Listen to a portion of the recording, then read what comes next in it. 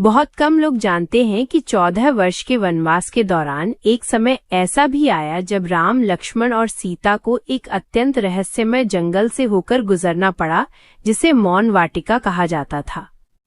1. मौन वाटिका, जहां बोलने की मनाही थी। इस जंगल में प्रवेश करने से पहले ऋषियों ने राम को चेतावनी दी, यहाँ किसी भी प्रकार की आवाज निकालना मनाही है। जो बोलेगा वो अपना मार्ग खो देगा। राम, लक्ष्मण और सीता चुपचाप आगे बढ़े।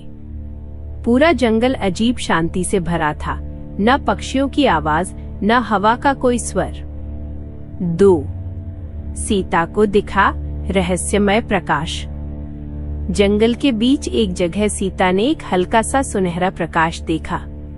उन्होंने बिना बोले इशारे से राम को बताया। राम समझ गए, वो जगह कोई साधारण नहीं बल्कि एक तपस्थल था, जहां एक महान ऋषि वर्षों से ध्यान में थे। 3. ऋषि का वरदान। ऋषि ने आंखें खोली और बोले, हे राम, मैं जानता हूं कि भविष्य में तुम पर कठिनाइयों का पर्वत टूटेगा। मैं तुम्हें एक वरदान देता हूं। जब जब तुम्हारा मन टूटने लगे, इस मौन की शक्ति तुम्हें धैर्य देगी। कहते हैं कि सीता हरण के बाद जब राम वन भटक रहे थे, तब इसी मौन वाटिका में प्राप्त धैर्य शक्ति ने उन्हें संभाला। 4. लक्ष्मण का रहस्य।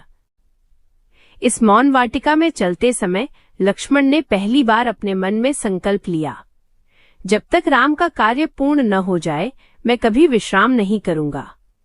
यही कारण है कि पूरे वनवास में लक्ष्मण रात भर जागते रहे और उन्हें गुडाकेश यानी नींद पर विजय पाने वाला कहा गया।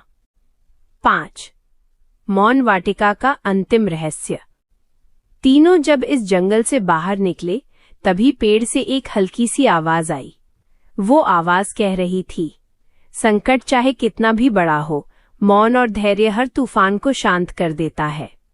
राम ने विनम्रता से सिर झुकाया, क्योंकि वे जान गए थे कि ये केवल जंगल की आवाज नहीं थी, बल्कि स्वयं प्रकृति का संदेश था।